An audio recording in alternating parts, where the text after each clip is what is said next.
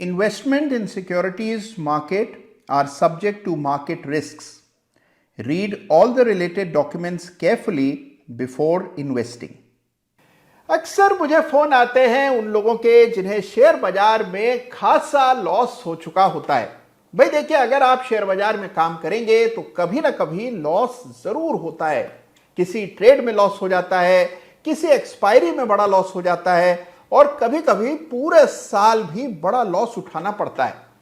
Loss trading का integral part है, यानी कि ट्रेडिंग का ऐसा हिस्सा है जिसको जुदा नहीं किया जा सकता। लेकिन लॉस से कैसे निपटना चाहिए, कैसे उसकी रोकथाम करनी चाहिए, यह कम लोगों को पता होता है। लॉस होने के बाद पूरा कॉन्फिडेंस हिल जाता है। किस प्रकार से लॉस से निपटा जाता है, कैसे पेशेवर ट्रेडर्स लॉस को डील करते हैं, ये आज के मैं इस बहुत ही इंपॉर्टेंट वीडियो में मैं आपको बताने जा रहा हूं। तो सारे काम छोड़ दीजिए। अगर आपने भी कभी लॉस का मुंह देखा है ट्रेडिंग में तो आप ही के लिए ये आज का वीडियो है, अंत तक इसे जरूर देखिएगा।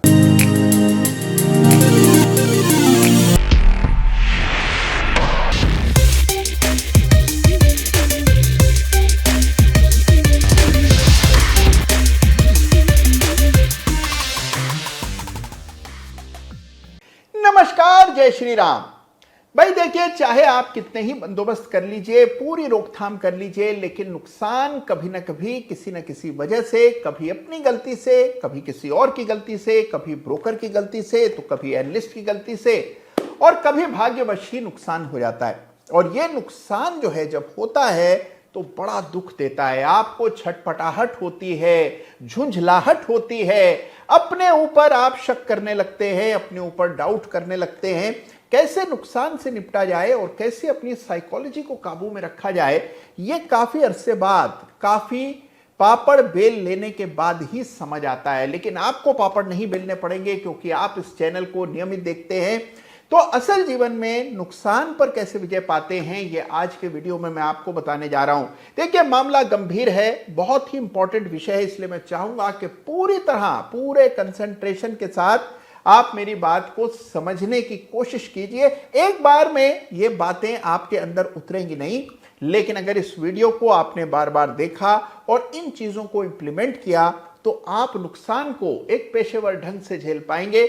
और अगर आपने नुकसान को काबू में कर लिया तो मुनाफा आना तो तय है।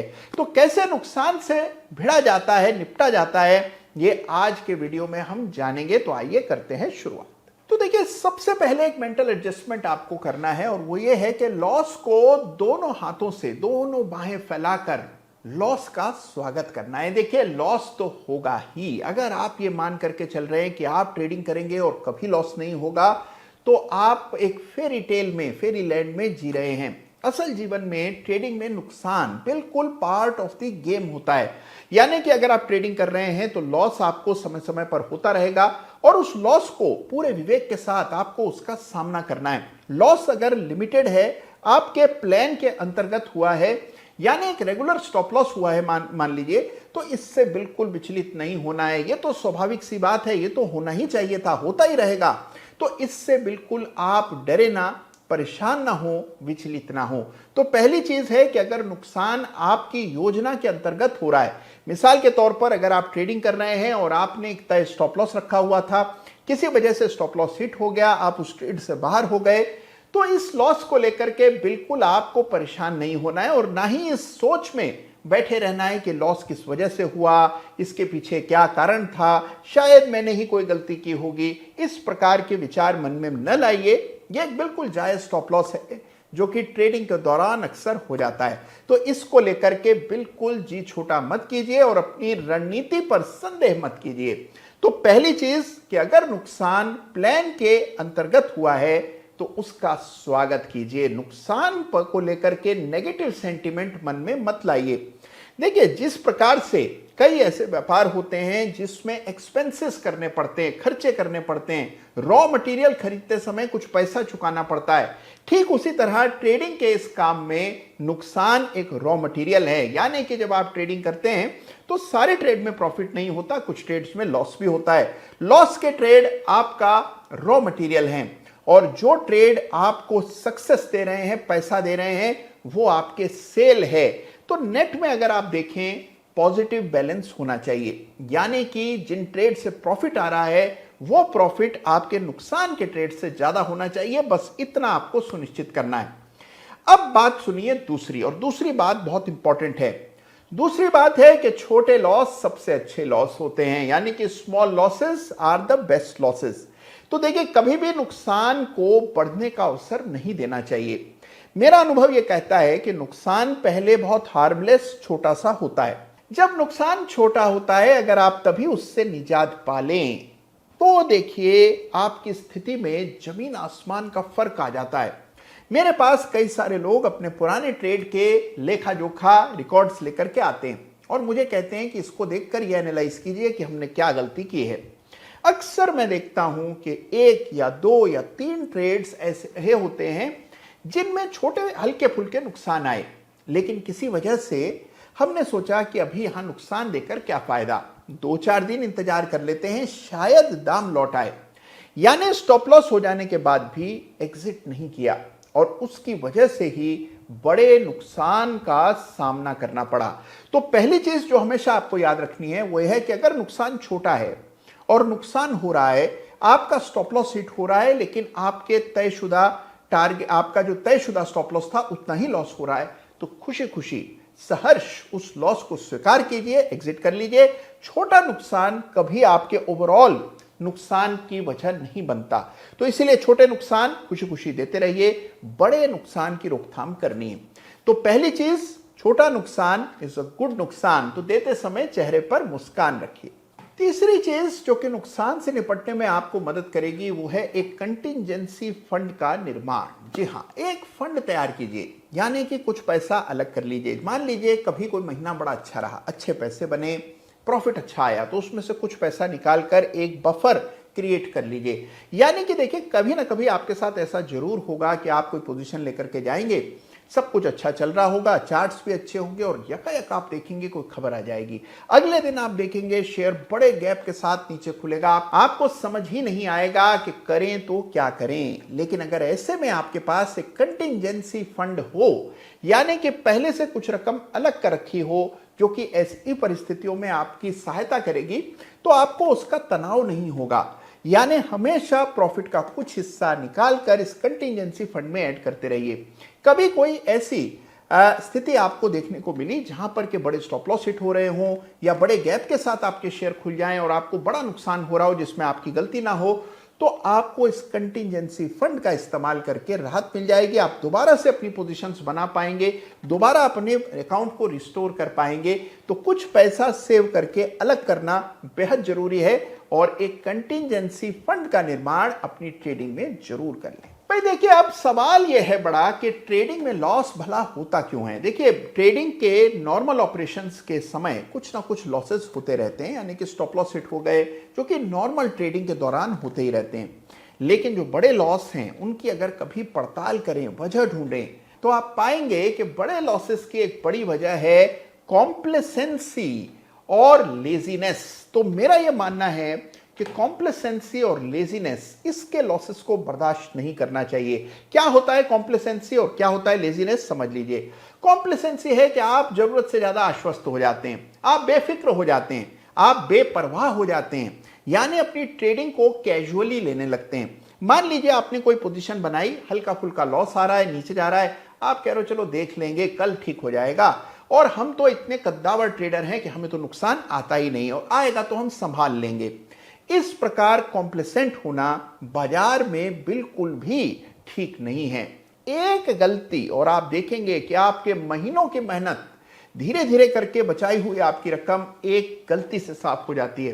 तो इसीलिए इंपॉर्टेंट चीज क्या है कि कॉम्प्लेसेंट नहीं होना, हमेशा तैयार रहना है। हल्का सा नुकसान का खटका हुआ कि नहीं, कि आपको सावधान हो जाना चाहिए। नुकसान को बढ़ते देखा नहीं आपने कि तुरंत अपनी पोजीशन को एग्जिट करने की मुद्रा में आ जाइए, यानी बिल्कुल टॉलरेंस मत रखिए नुकसान के प्रति, तो तभी आप नुकसान को सीमित रख पाएंगे। जहां पर आप कॉम्प्लेसेंट हुए या लेजी हो गए, आलसी हो गए, कई बार हम देखते हैं कि अच्छा खासा एग्जिट आ रहा था, आपको केवल एक बटन दबाने का एफर्ट करना था, लेकिन आप उसमें भी चूक गए। आपने कहा चलो देखते हैं, आराम से करते हैं, किसी और काम में व्यस्त हो गए। ये लेजीनेस बाजार में बड़ी घातक साबित होती है।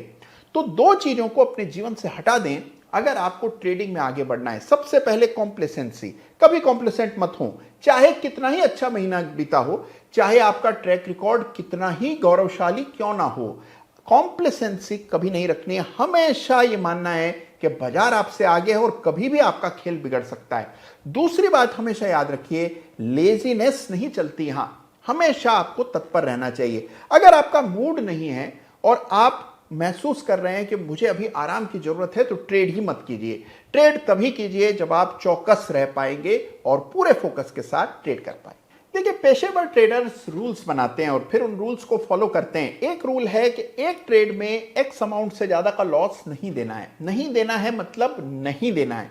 अगर ये नियम आप अपने लिए लागू नहीं करेंगे तो कभी ना कभी आपको बड़ा नुकसान होगा ही, जिसकी भरपाई नहीं हो पाएगी। आपका पूरा मनोबल चकनाचूर हो जाएगा, नष्ट नाबूद हो जाएगा। तो आपके लिए जरूरी क्या है?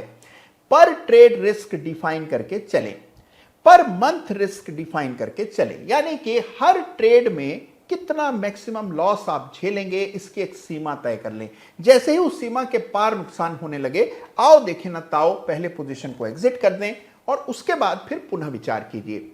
दूसरी बात, पूरे महीने या किसी एक पीरियड के लिए भी मैक्सिमम लॉस की सीमा तय कर दें। यानी एक महीने में अगर मान लीजिए एक्स अमाउंट से ज्यादा का नुकसान हो रहा होगा, तो फिर उस महीने ट्रेडिंग बंद कर दी जाएगी, पुनः विचार करेंगे, अगले महीने से नए सिरे से शुरुआत करेंगे। कभी कभी हम में और बाजार की चाल में तालमेल बिगड़ जाता है, बाजार अलग दिशा में जा रहा होता है और हमारा विचार अलग दिशा में। ऐसे में ब्रेक लेना और इस प्रकार से एग्जिट कर लेना हमेशा फायदेमंद होता है। तो पर मंथ की एक सीमा तय कीजिए और पर ट्रेड की एक सीमा तय कीजिए और उसे पुरजोर ढंग से इंप्लीमेंट कीजिए, यानी कि उसको अमल में लाइए। और अब आते हैं लॉस की सबसे बड़ी वजह पर, और वो है एवरेजिंग। देखिए, कितने ही ऐसे ट्रेडर्स हैं जो बर्बाद हुए एवरेजिंग करके। एवरेजिंग का मतलब है कि शेयर आपका गिरा, आपने कहा कि कहां तक जाएगा मैं भी देखता हूं, नीचे आएगा मैं और खरीद लूंगा, मेरे पास पैसों की कमी नहीं है। शेयर गिरता चला गया, आप शेयर को बाय करते चले गए और धीरे धीरे आपने देखा कि आपके पास उस शेयर की पोजीशन बढ़ती ही चली गई, लेकिन आप ट्रेंड से लड़ाई लड़ रहे हैं। देखिए, ट्रेंड से लोहा लेने वाले कहां चले जाते हैं पता ही नहीं रहता। तो इसीलिए याद रखिए कि कभी भी ट्रेंड के रास्ते में मत आइए। अगर ट्रेंड कमजोर है, वीक है, लोअर पीक्स बन रही हैं चार्ट पर, सपोर्ट टूट रहे हैं और आप उसमें अपना नया पैसा झोंकते जा रहे हैं, तो इससे बड़ी गलती, इससे बड़ा पाप शेयर बाजार में नहीं हो सकता। तो सबसे इंपॉर्टेंट चीज जो आपको याद रखनी है कि जैसे ही एग्जिट आए, एग्जिट कर लीजिए। एवरेजिंग की भूल मत कीजिए। रेयरेस्ट ऑफ रेयर केसेस में एवरेजिंग अलाउड होती है, अन्यथा एवरेजिंग से पूरी तरह से परहेज कीजिए और देखिए आप बड़े लॉस से बच पाएंगे। तो यह है कहानी लॉस की। लॉस को हमेशा काबू में रखिए, कभी भी बेकाबू होने मत दीजिए और आप देखेंगे कि प्रॉफिट खुद ब खुद आएगा अगर आप लॉस को कंट्रोल में रखें। यह छोटी सी बात है जो कि अनुभव से सीखी जाती है, अनुभव से इसको इंप्लीमेंट किया जाता है। धीरे धीरे करके आप भी देखेंगे कि आप लॉस को लेकर के थोड़े से और सीरियस हो जाएंगे। आज का वीडियो आपको कैसा लगा मुझे जरूर बताइएगा। देखिए, ये ट्रेडिंग के वो अनकही बातें हैं जिनकी चर्चा आमतौर पर नहीं होती है, लेकिन ये बहुत इंपॉर्टेंट है किसी भी ट्रेडर के लिए, फिर चाहे आप ट्रेडिंग बहुत समय से कर रहे हो या हाल ही में आपने शुरू की हो। कैसा लगा आज का वीडियो मुझे जरूर बताइएगा। आपकी बेबाक राय का हमेशा मैं इंतजार करता हूं, तो जरूर कमेंट में लिखिएगा कैसा लगा आज का ये वीडियो आपको। ख्याल रखिएगा अपना। धन्यवाद। जय हिंद, जय भारत।